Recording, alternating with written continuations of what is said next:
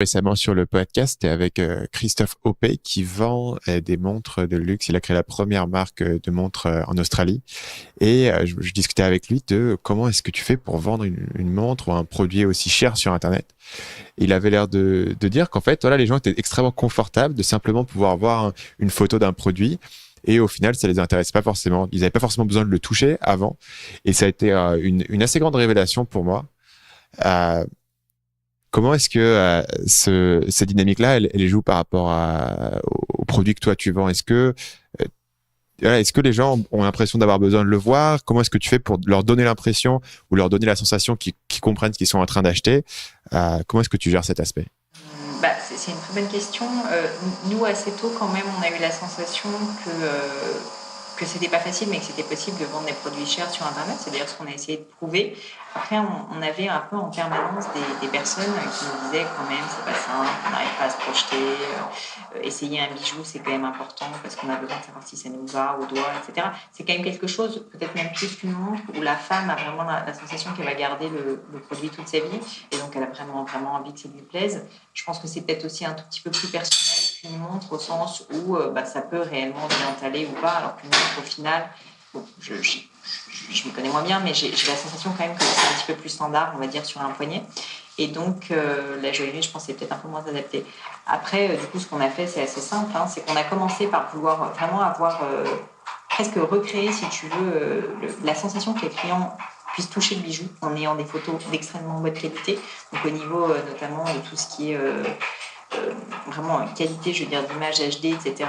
On a beaucoup investi justement sur la qualité. Les bijoux sont très zoomés, on passe beaucoup de temps à les retoucher pour qu'on puisse vraiment zoomer dessus et qu'ils soient très très près. Au niveau des photos portées aussi, on en fait beaucoup. On est en train de mettre en place par exemple actuellement de la vidéo où les bijoux vont tourner pour qu'on puisse voir à quoi ça ressemble si tu veux, de façon statique. Ça, c'est la première étape et c'est très important. Au niveau des textes aussi, sur tous les contenus, si tu veux, qui concernent les bijoux, vraiment l'idée, c'était de se dire, on va essayer de faire en sorte que le client, même s'il est à distance, il ait presque l'impression que le bijou soit dans une vitrine, si tu veux, et qu'il le voit au travers d'une vitrine. Il ne le touche peut-être pas, mais il a presque l'impression que c'est au travers d'une vitrine. Donc ça, c'était la première étape. Et la deuxième, qui est venue assez tardivement, finalement, parce que c'est arrivé en 2015, c'est qu'on a fini par ouvrir des boutiques, des showrooms plus exactement, notamment le premier à Paris dans le 6e, rue de Seine, parce qu'on avait tellement de clients qui nous disaient j'ai du mal à me projeter, c'est difficile, j'arrive pas à passer commande, même si vous offrez la remise à taille, le retour gratuit, etc. En fait, voilà, j'ai pas envie de mettre 1000 euros pour me rendre compte que ça ne va pas, et franchement, je peux comprendre. Et je pense qu'aussi, ça fait partie du plaisir quand même, pour certains, d'aller dans une boutique. Et donc, on s'est dit, au fond, c'est trop bête de pas juste le tester.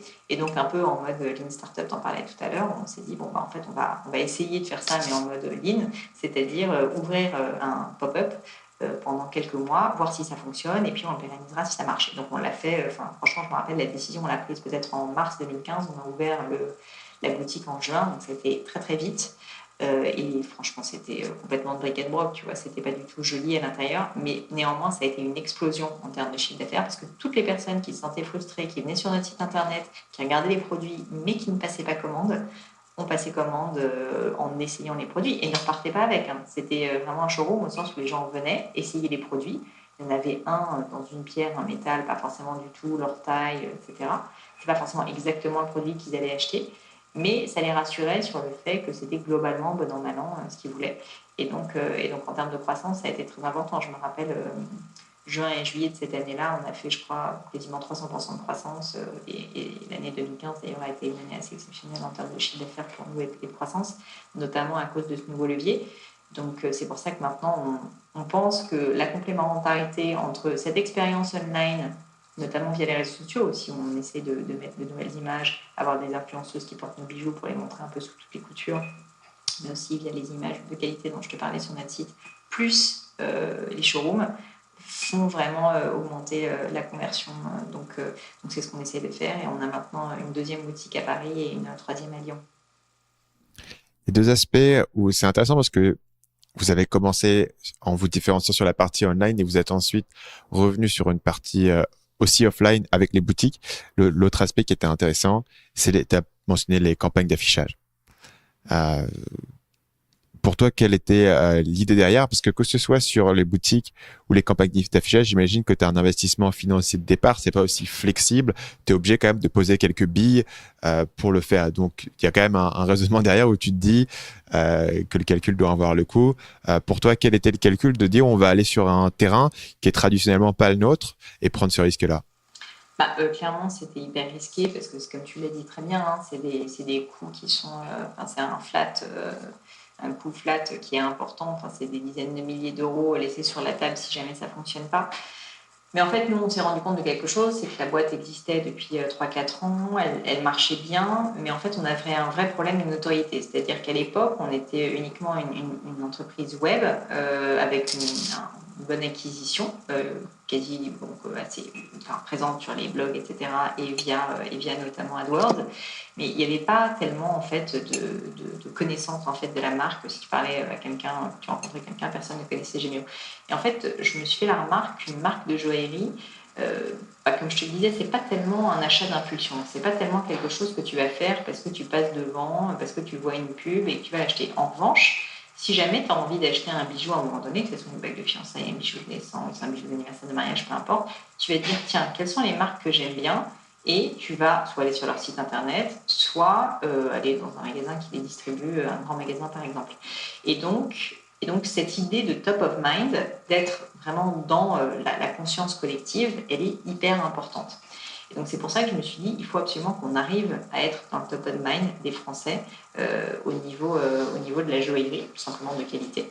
Donc en se disant quel est le meilleur moyen de le faire, c'était assez mécanique, hein, c'est de la publicité, et de la publicité notamment offline qui permet beaucoup plus de le faire que de la publicité online, parce que quand on est en ligne, on fait un peu d'autres choses en même temps, etc. Moi j'ai choisi le métro pour plusieurs raisons. Premièrement parce que notre création, on pourra en parler après, était, je pense, assez adaptée à un très grand format.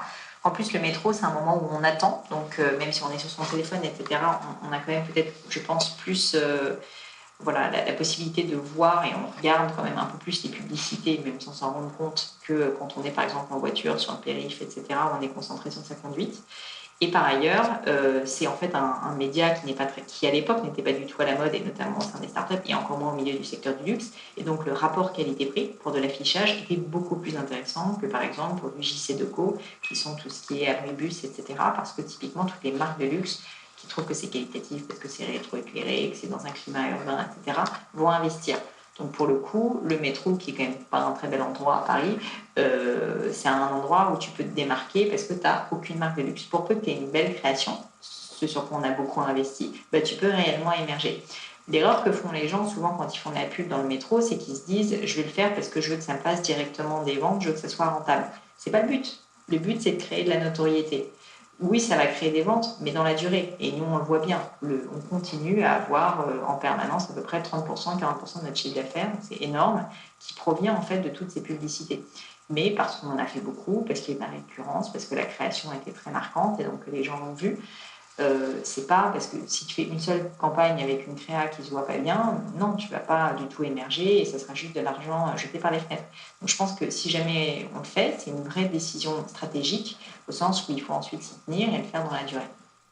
Salut, c'est Stan, j'espère que vous avez apprécié cet extrait du podcast Marketing Mania. Bien sûr, vous pouvez retrouver l'ensemble des épisodes du podcast, y compris les instructions sur comment vous abonner sur l'application Apple Podcast ou sur votre téléphone Android en vous rendant sur mon site à l'adresse marketingmania.fr/podcast. Je vous ai mis le lien dans la description de cette vidéo.